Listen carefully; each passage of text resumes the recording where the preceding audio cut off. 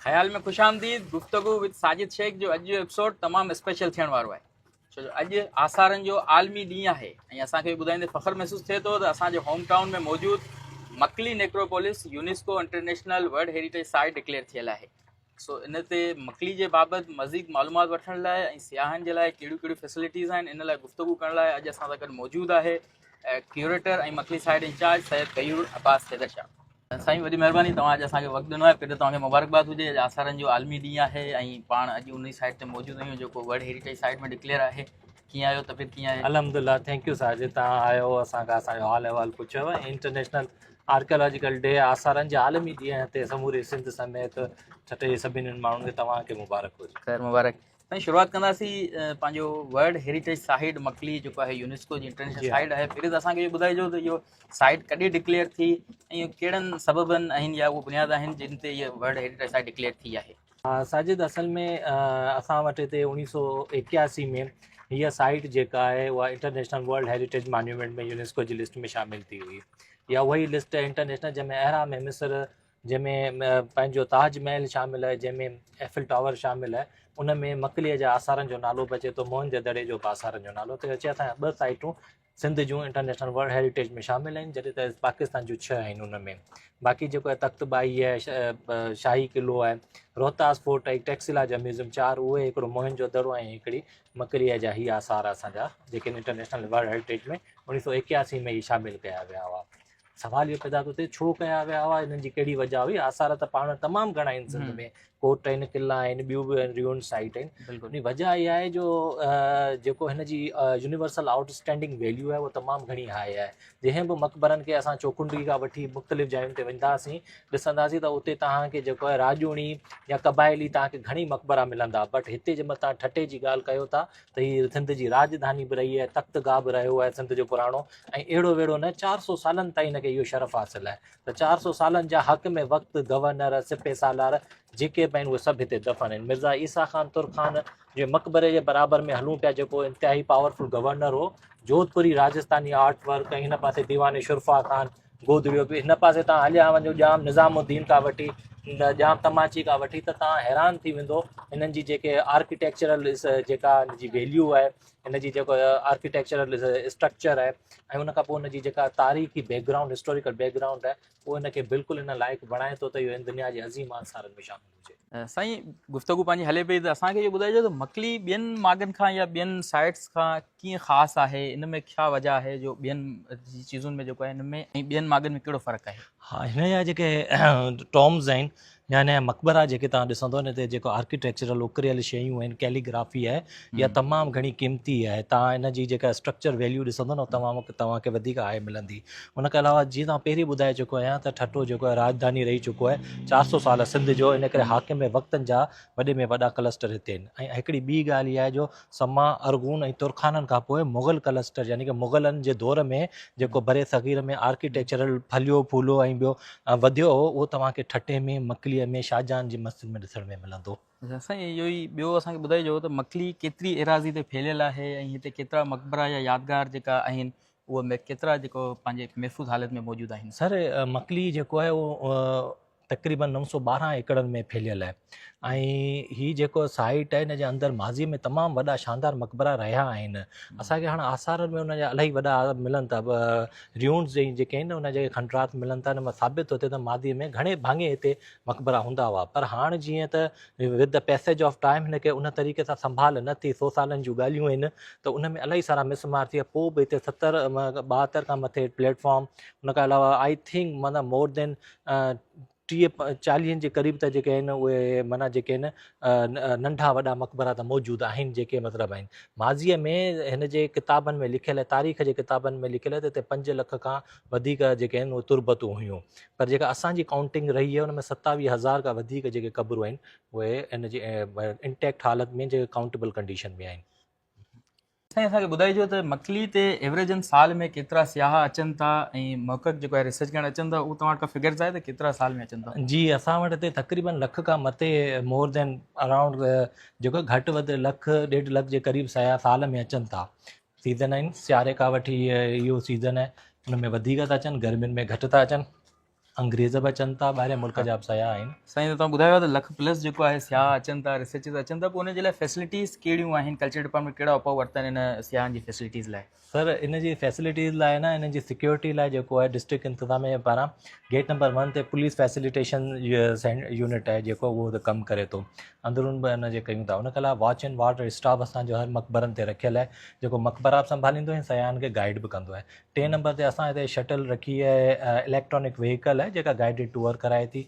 4 number ते असां वटि हिते जेको आहे कुझु हट जेके आहिनि टूरिस्ट हट ठाहिराया आहिनि, जेके उन में तव्हां रेस्ट करे सघनि था। उन खां अलावा असांजा रेस्ट हाउसिस हिते मौजूदु आहिनि, जिन में हू वेही करे मानी वग़ैरह या डेलीगेशन्स अचनि था, इंटरनेशनल डेलीगेशन्स अचनि था, त असीं उन्हनि खे उन में फैसिलिटेट कंदा आहियूं। वॉशरूम जी फैसिलिटीज़ बि असां हिते ठाराई आहे, जेके कॉमन वॉशरूम्स आहिनि, ऐं हिनखे इंशाल्लाह बहितर खां बहितर कंदासीं। साईं असांखे ॿुधाइजो त 1981 में वर्ल्ड हेरिटेज साइट में डिक्लेयर थियो आहे मकली, त इन खां पोइ हिन में कहिड़ो डिफरेंस आयो आहे? इन खां पहिरीं जी सूरत हाल छा हुई मकली ते, ऐं हींअर मौजूदा सूरत हाल छा आहे, ऐं कहिड़ो डिफरेंस आहे हिन में? सर वक़्त जी तक़ाज़ा सां गवर्नमेंट पंहिंजी पॉलिसियूं ठाहियूं आहिनि हिन ते। पहिरीं जॾहिं 18 अमेंडमेंट खां पहिरीं वफ़ाक़ वटि मकली हो, त उन्हनि जूं पंहिंजियूं पॉलिसीज़ हुयूं, उन्हनि खे रेस्टोरेशंस जा प्रोजेक्ट्स पंहिंजा हुआ। Government of Sindh after 18 amendment बिलख़ुसूस 2016 खां पोइ हिते काफ़ी सारा कम कराया। उन में यूनेस्को जी इहा माना मुस्तक़िल डिमांडूं रहियूं हुयूं, उन्हनि खे पूरो कयो आहे, जंहिंमें सयाहत खे हथी ॾियारण लाइ फैसिलिटीज़ यूनिट्स जेके वधाया विया हुआ, रेस्ट हाउसनि खे मेंटेन कयो वियो हो। उन खां अलावा जेको आहे वॉशरूम्स जी सहूलियतूं। अच्छा हिकिड़ो ॿियो हूंदो त डिस्क्रिप्शन ऐं ॿियो डायरेक्शन बोर्ड न हूंदा मकली में, उहे असां इंस्टॉल कराया आहिनि। उन खां अलावा जेको आहे पंहिंजो शटल सर्विस आहे त गाइडेड टूर करायूं। लॉ एंड लॉ जेको हिन जी लेजिस्लेशन आहे एंटीक्विटीज़ एक्ट खे, उनखे वधीक पावरफुल कयो वियो लॉ खे हिते इम्प्लीमेंट कराइण लाइ, जेको आहे न बार बार कोशिशूं कयूं हुयूं।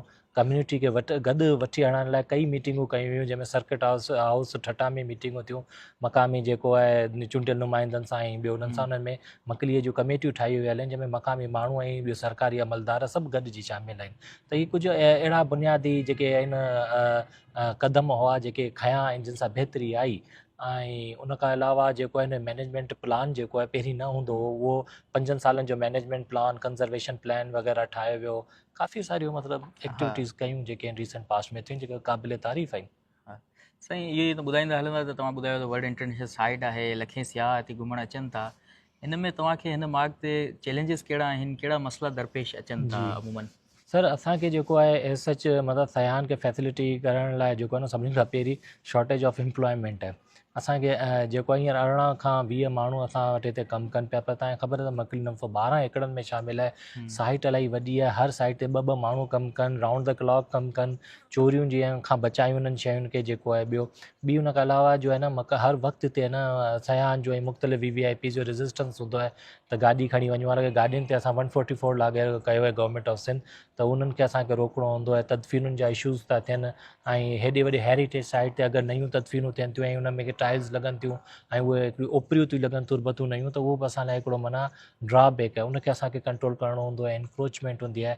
इन खां अलावा डेली बेसिस ते अगरि तव्हांखे मसइला ॿुधायूं न, त मॉनसून खां पोइ वाइल्ड ग्रोथ हिते तमामु वधी वेंदी आहे। पोइ असांजे प्लेटफॉर्म जेके आहिनि उन्हनि ते जेको इहे गाह हूंदो आहे उनखे कटाइणु, ख़तमु कराइणु, बाहियुनि खां बचाइणु, अचनि था माल मवंद अचनि था पंहिंजे मवेशियुनि खे वठी करे, उन्हनि खां हिननि खे प्रोटेक्ट करणु, काफ़ी सारियूं शयूं आहिनि। ऐं इमोरल ऐं इलीगल एक्टिविटीज़ खां जेको आहे न उन खां बचाइणु, पीसफुल एनवायरनमेंट क़ाइमु करे रखणु, त इलाही मतिलबु चैलेंजिस जाम आहिनि जेके मतिलबु डेली बेसिस ते असांजी टीम आहे जेका, ऐं असीं कोशिशि कंदा आहियूं त हुनखे पीसफुली डील कयूं। सर हिन में मसइले में हिकिड़ो तव्हां अहम मसइलो असांखे ॿुधायो, जेको हुते ज़्यादातर एज़ अ लोकली असीं बि ॾिसंदा आहियूं त गाॾियुनि जो अंदरि ते जेको आहे 144 कलम लॻल आहे, त इन जी छा वजह आहे? इन सां कहिड़ो फ़र्क़ु पवे थो हिते मकली ते? सर जेको वॾे में वॾो एलिगेशन हो मावीअ जो, त हिते मकलीअ जो पथर थो चोरी थिए, 80s 90s में मिथ हुई। आई डोंट नो उन वक़्तु त असां जेके मतिलबु इलाही नंढा हूंदा हुआसीं, बट हिकिड़ी माना पॉपुलर थ्योरी हुई न, उन ते वॾे पैमाने ते मतिलबु जेको आहे कंट्रोल या तव्हां ईअं कयो त उन जो हिकिड़ो वॾो मौसर जवाबु इहो आहे त भई गाॾियूं अंदरि वञनि ई नथियूं। हाणे गाॾियूं वञनि ई नथियूं, न को हुन में कंहिं डिकी में पथर थो रखी सघे, न चाला अथई पनाह ॾे पंहिंजे रखे पंहिंजे वर्धमान में, छो जो असां वटि हिते already watch and ward staff मौजूदु आहे। सेकेंडली इहो आहे जो आहे न इन जी वाइब्रेशन ते, गाॾियुनि जी वाइब्रेशन ते, उन पोल्यूशन सां हीअ जेके ज़ईफ़ मॉन्यूमेंट काफ़ी सारा आहिनि उन्हनि में न क्रैक्स वधनि था।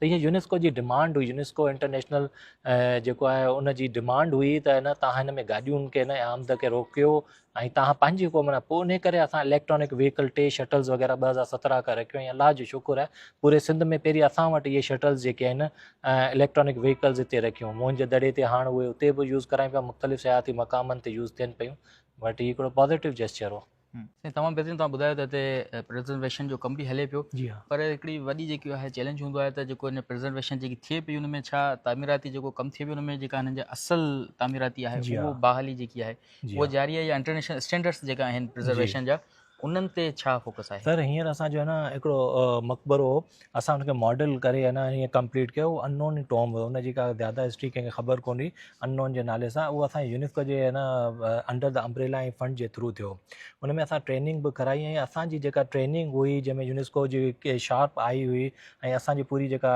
हेरिटेज जी आर्कियोलॉजी जी टीम जेको हुन रिस्टोर पे कयो त उनजो इहो ई हो मक़सदु त भई हिन में मैक्ज़िमम लेवल ते ऐं 100% असीं आर्कियोलॉजिकल ऐं हेरिटेज रिस्टोरेशन जा प्रोटोकॉल नाफ़िज़ कयूं पोइ उन में जहिड़े मटीरियल सां पोइ जेके असांखे छो जो असांखे आर्काइव मटीरियल खपे हिकिड़ो डैमेज आहे असांखे उहा डेब्रीज़ मिली आहे असांखे उन पुराणियूं तस्वीरूं ते खपियूं असां उहा आर्काइव डिपार्टमेंट मां वठी करे मुख़्तलिफ़ माण्हुनि सां असां राब्ता कया साफ़िन सां जितां जितां असांखे मटीरियल मिलियो इंटरनेट तां असां उनजे मद्देनज़र रखी करे उनखे रिस्टोर कयो हिकु हिकिड़ी शइ खे जेॾी महिल असां एग्ज़ामाइन कयो त तव्हां यकीन मञो असांखे कमु करण में भलाई जेके चैलेंजिस आया पेश आया पर असांखे मज़ो भलाई आयो बाद में उन मां जी असां जेका हिन साल मई जे महीने में ट्रेनिंग बि कराई हुई उन में मुख़्तलिफ़ आर्कियोलॉजी अच्छा सिंध जे आर्कियोलॉजी में जेको कमु तव्हां ठटे में ॾिसो पिया न अहिड़े तरीक़े सां ख़ुदाबाद जी मस्जिद कलोहड़नि जा मक़बरा मीरनि जा मक़बरा सिंध जी कई जायुनि ते हेरिटेज खे रिस्टोरेशन जा प्रोजेक्ट हलनि पिया ऐं 2025 में हिन वक़्तु ताईं जेको असां 7-8-10 सालनि खां कमु शुरू कयो बेशक असांजी इब्तिदा जेका आहे उहा जेका सेखड़ाटनि वांगुरु थी पर हाणे 8-10 सालनि खां पोइ काफ़ी बहितर थी वई आहे हाणे वधीक खां वधीक हिन शइ जो ख़्यालु रखियो वेंदो आहे त 99% जेको आहे जेको मटीरियल यूज़ थियो उनखे यूज़ कयूं उन गेज ते यूज़ कयूं उन बाउंडिंग मटीरियल खे यूज़ कयूं उन जो टेक्सचर ऐं हिन जा जेके फीचर्स ख़राब थी विया आहिनि हाणे हिन में काफ़ी सारी रिस्टोरेशन थी त हिकिड़ो सुठो इन कयो आहे रिस्टोर पर हिननि ॾिसो पूरो आर्कियोलॉजिकल ऐं हेरिटेज जो रिस्टोरेशन जे प्रोटोकॉल ते हलिया आहिनि त हीअ आम माण्हू खे ख़बर ई कोन पवंदी त हीअ रिस्टोर थियल आहे बट हीअ जेको हुन में शेड अचनि पिया न इहे ज़ाहिर कनि था त हीअ रिस्टोर्ड आहे हीअ इलाही माइनर क़िस्म जूं जेके ॻाल्हियूं आहिनि इहे सिखण वटि आहिनि त हीअ इलाही सुठी ॻाल्हि आहे त हाणे जेको कमु थिए पियो मौजूदा बिलख़ुसूस मकलीअ में उहो बाक़ाइदा आर्कियोलॉजी जे स्टैंडर्ड मुताबिक़ पियो थिए। साईं असांखे ॿुधाइजो त हिन वक़्तु मकली जी हिफ़ाज़त लाइ कहिड़ा मनसूबा या तामीराती कमु जेको आहे हिन वक़्तु हिफ़ाज़त लाइ जारी आहिनि?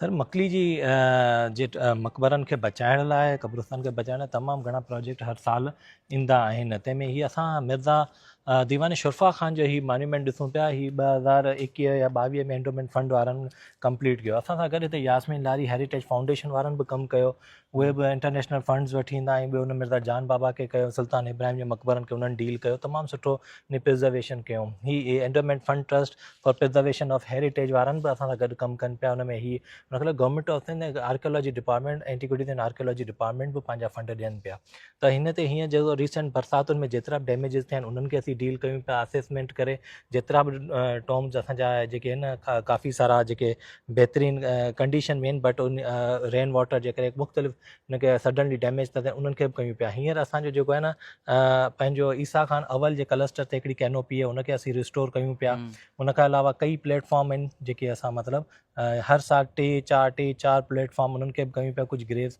हिकु मिक्स में असीं इहो सिस्टम हलायूं पिया 5-6 सालनि खां ईअं सिस्टम हले पियो अॻियां भली जेको आहे न इहा 1 बाय 1 करे अलाह ताईं कंदो 5-8 सालनि में तव्हां ॾिसंदो त मकलीअ जा सभु समूरा जेके आहिनि मक़बरा इंशाअल्लाह ताला सुठी कंडीशन में अची वेंदा जेके रहियल आहिनि ऐं जेके प्लेटफॉर्म आहिनि ग्रेव्स आहिनि इंशाअल्लाह ताला तव्हांखे उहे अञा वधीक सुठी कंडीशन में मिलंदियूं। ऐं असांखे ॿुधाइजो त क्लाइमेट जे चेंज जे करे ठठो काफ़ी असरअंदाज़ थियो आहे काफ़ी इफेक्ट थिए थो त मकली ते फ्लड मॉनसून या इन्हनि जे करे जेको आहे कहिड़ा आसारनि खे जेको आहे नुक़सानु थियो आहे इन्हनि सबबनि जे? सर मकली जे ते जेको आहे न क्लाइमेटिकल जेको आहे उन ते इलाही असरु पवे थो विंड घणी विंड जे करे जेको आहे न पथरनि में एरोजन्स थियनि थियूं उहे असांखे कंट्रोल करणियूं थियूं पवनि उनखां अलावा जेको 2022 जी बरसाति थी अलहमदिल्ला असां हुन खां त बचियासीं पर 2025 जी बरसाति में जेको आहे न क्लस्टरनि ते काफ़ी जेको आहे इफेक्ट पियो जेको असां हुनखे मॉनिटर करे हुनखे 1 बाय 1 करे असीं हुनखे डील कयूं पिया। पॉज़िटिव साइन छा आहे पॉज़िटिव साइन इहा आहे जो असीं क्लिफ ते आहियूं न असीं हिकिड़ी टकरी ते आहियूं ऐं उन मां जेको ड्रेन आउट थिए थो पाणी जेको न उहो सॼो निकिरियो थो वञे। ॿी ॻाल्हि इहा जो घणियूं बरसातुनि जे करे वाइल्ड ग्रोथ तमामु घणी थी थिए। प्लेटफॉर्म मक़बरनि ते एॾो सारो गाहु पोखिजियो वञे पोइ जंहिंजे करे मालवंद अचनि था उहे गाह जे चराइनि था, उहो बि असां लाइ सही कोन्हे। ऐं जॾहिं हिन गाहनि खे पाणी नथो मिले, ही वण सुकनि था त पोइ जस्ट लाइक अ कैरोसिन हुनखे थोरो बि कंहिं अगरबत्ती ॿारी, ॾियो ॿारियो, को सिगरेट जो कंहिं टोटो ॾियो त पोइ हिकदमि सां ईअं माना बाहि फैलिजियो वञे, पोइ इहो स्ट्रक्चर खे बि नुक़सान थी ॾिए त इहे वरी पोइ असांखे चैलेंजिस वधि खां वधि असांखे फेस करणा था पवनि। पोइ उन लाइ बि असीं लाइ अमल तयारु कंदा आहियूं। मुलाज़िम जेके आहिनि, जेको बि स्टाफ हूंदो आहे उनखे मतिलबु हिकदमि सां असीं अलर्ट करे मोकिलींदा आहियूं।